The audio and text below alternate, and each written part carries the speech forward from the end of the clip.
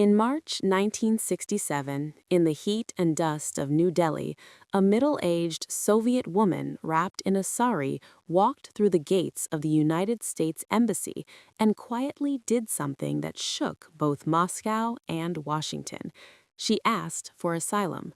Her name was Svetlana Alliluyeva, the only daughter of Joseph Stalin, the man whose face had once stared down at half the world from propaganda posters and whose decisions had killed millions.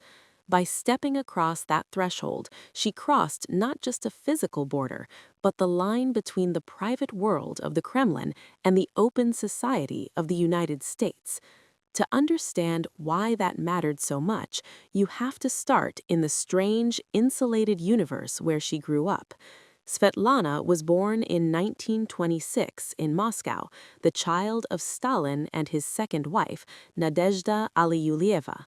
Her early years were spent in the privileged compounds of the Soviet elite, the Kremlin apartments and dachas where the country's leadership lived behind walls and guards. As a little girl, she knew her father as a sometimes affectionate, sometimes distant man who called her Little Sparrow, not as the dictator whose orders sent millions to the Gulag. But even in that sheltered world, the brutality of the regime bled through. When Svetlana was 6, her mother, Nadezhda, died suddenly in 1932. The official story spoke of appendicitis. In reality, as Svetlana later recounted, Nadezhda shot herself after a bitter argument with Stalin, unable to bear his cruelty and the atmosphere of lies and terror. Her father kept the truth from her for years, but the silence around her mother's death left a wound that never healed. Growing up, Svetlana saw relatives and family friends disappear. Uncles, aunts, and comrades who had once sat at the dinner table were suddenly enemies of the people. Her beloved Aunt Zhenya and other Alliluyeva family members were arrested or sidelined. The house staff changed. Whispered conversations ended when she entered rooms. Even as the regime celebrated Soviet industrial and military achievements and boasted of catching up with the West, she watched the cost in human lives inside her own circle. After Stalin's death in 1953, the new leadership de-Stalinized his public image, but his daughter's life remained tightly controlled. She married and divorced several times. Her first husband, Grigory Morozov, was a fellow student, but Stalin disapproved and never met him.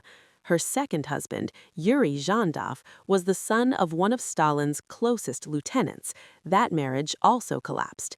She had children from those marriages who, in the Soviet system, were both privileged and marked, grandchildren of the Vozhd, the leader. In the 1960s, Svetlana's life took a turn that connected her to the wider world. She fell in love with Brajesh Singh, an Indian communist intellectual she met through Moscow circles. The Soviet authorities refused to allow them to marry or live abroad permanently. But in 1966, they did permit her to travel to India to scatter his ashes in the Ganges after his death. That trip, intended as a tightly supervised temporary visit, became the opening she had been waiting for. In India, she experienced a taste of life beyond the Soviet bubble. She found herself in a society where people could speak critically of governments, where Western journalists and diplomats mingled, and where, despite poverty, there was a sense of spiritual and intellectual freedom she had never known in Moscow. The Soviet embassy kept her under watch, but not as closely as in the USSR. She began to think seriously about escape. On the night of March 6, 1967, she made her move. Taking advantage of a moment when her Soviet minders were distracted, she left her accommodation and went to the U.S. Embassy in New Delhi. According to later accounts and a CIA artifact description, she carried a handwritten letter explaining who she was and why she was asking for help, a letter the CIA museum still preserves. "I am the daughter of Joseph Stalin," and declared that she wanted to break with the Soviet system and live in a free country. For American officials on the spot, it was an extraordinary situation. A New York Times story from March 1967 described how a U.S. official, believed to be a CIA officer, escorted a Soviet defector out of India on a commercial flight, avoiding Soviet attempts to stop her. Declassified CIA summaries describe a dramatic race. The U.S. had to get Svetlana out before the Soviet embassy could pressure Indian authorities to hand her back. They moved quickly, arranging false identities and travel documents. Within days, Svetlana Alliluyeva was on a plane headed west, under American protection. The flight path and operational details were kept secret. The U.S. wanted to avoid a public confrontation with Moscow in the middle of the Cold War, while also recognizing the psychological and propaganda value of Stalin's daughter choosing America. When her arrival in the United States was finally revealed, it made headlines worldwide. In one stroke, the daughter of the man who had built the Soviet police state had voted with her feet for the West. In Washington and at high levels of the U.S. government, there was a palpable sense of fascination and opportunity. This was not a military defector with technical secrets, like a pilot bringing a new jet, nor an intelligence officer with codebooks. She did not carry blueprints or war plans, but she carried something else: the insider story of Stalin's private life and the human side of a system Americans had fought for decades. In the ideological contest between the United States and the Soviet Union, her defection gave the American side a powerful narrative asset. The FBI kept close tabs on her. Declassified bureau documents show that agents monitored her movements, contacts, and statements, wary that the KGB might try to reach her, or that her presence could become a focal point for propaganda or political controversy. For a time, she lived in a safe house, shielded from the press until the U.S. government was ready to present her case. When she did speak, through interviews, and more importantly, through her writing, the picture she painted was devastating to the Soviet image. In her first memoir, published in the West, under the title 20 Letters to a Friend in 1967, she wrote in frank, personal terms about Stalin as a father and as a tyrant. She described his mood swings, his cruelty, and his paranoia. She wrote about her mother's suicide, about relatives arrested and destroyed by the regime, about the atmosphere of fear in the Kremlin. For Western readers, this was a rare glimpse behind the myth. Soviet propaganda had long portrayed Stalin as a wise, fatherly leader. Khrushchev's secret speech in 1956 had opened some eyes by admitting to cult of personality crimes, but that was still a high-level political document. Now, the dictator's own daughter was confirming the brutality, not as a political opponent, but as someone who had loved him as a child and come to fear what he represented. In the United States, media coverage amplified this angle. Time magazine called her Stalin's Little Sparrow and chronicled her saga from Kremlin princess to defector. The story fit a broader Cold War narrative. Even those closest to the Soviet center of power, with every privilege the system could offer, ultimately found it unbearable when they compared it to the freedoms and opportunities available in the West. Her memoirs sold widely, and the royalties made her briefly wealthy by Soviet standards. Svetlana did not present herself as a political expert or strategist. She wrote and spoke as a witness to a private world that had public consequences. She wrote about the constant fear that any wrong word could lead to denunciation, the way people around her father flattered and lied, the way loyalty was rewarded and then suddenly punished. She lamented that millions of ordinary Soviet citizens had suffered far worse than her privileged family, and she used her platform to condemn the system that had created those suffering. Her second major memoir, Only 1 Year, focused on the period around her defection and her first 12 months outside the USSR. In it, she described her journey through India, her decision at the U.S. Embassy gate, and the initial culture shock of life in America. She wrote about the kindness and suspicion she encountered, about FBI oversight, about her attempts to build a new life while knowing that her children in the Soviet Union were being used as leverage and propaganda. For American readers, these books humanized the Cold War in a different way than stories of spies and jets.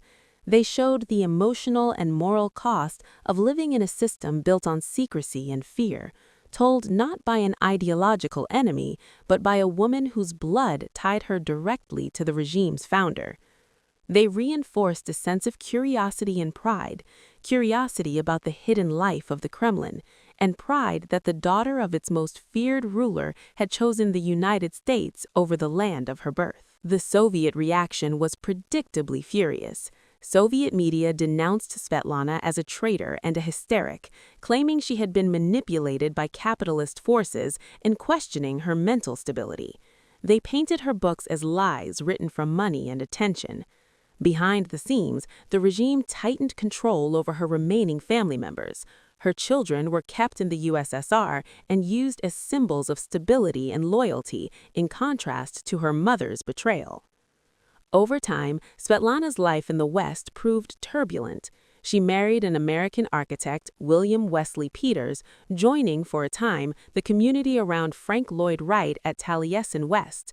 The marriage ended in divorce. She moved repeatedly, living in the United States, then returning to the Soviet Union in 1984, then leaving again for Britain and later Wisconsin. She struggled with finances, relationships, and the burden of her name. She died in 2011 in Wisconsin, far from the Kremlin where her life had begun. From a Cold War perspective, however, the core of her story remains the 1967 defection and the narrative she brought with her. For American audiences, it is a story that fits neatly into the larger pattern you've been exploring: Soviet insiders crossing the Iron Curtain and, in doing so, validating fundamental beliefs about the superiority of the American system. In other episodes, that superiority has been expressed in technology: pilots flying MiGs to the West so U.S. engineers could examine them, KGB archivists bringing troves of documents. Here, the technology is different. It is the cultural, political, and informational machinery that allows a person to speak freely about their experience and be heard. When Svetlana Alliluyeva walked into the U.S. Embassy in New Delhi, she was walking into a network of capabilities the Soviet Union could not match. American diplomats and intelligence officers could quickly create a cover story, arrange air travel, and coordinate with Washington using secure communications. The CIA could safely transport and debrief her, then work with publishers and media to shape how her story reached the public. The FBI could monitor her situation within a legal framework that, even with its flaws, was far more constrained than the KGB's methods. Behind all of that lay a society able to absorb and amplify her testimony: newspapers, television, publishers, universities, without the need for a party directive. On the Soviet side, her defection exposed how little control the regime ultimately had over even those closest to it. The daughter of Stalin, raised in privilege, given education and status, still chose to leave and then describe the system as brutal and dehumanizing. The fact that she found in the United States the space and means to publish those criticisms and have them taken seriously was itself a demonstration of the kind of soft power that the USSR never fully understood how to counter. In the end, Svetlana Alliluyeva's story is not about state secrets in the narrow sense. It is about the secrets of a family that symbolized a state. It is about a woman who looked at the two worlds available to her: the closed, fearful universe of the Kremlin and the open, technologically advanced, often chaotic world of the West, and chose the latter, knowing full well the cost. For Americans who lived through the Cold War, and for those who study it now, her journey offers a powerful, personal confirmation of why that struggle ended the way it did.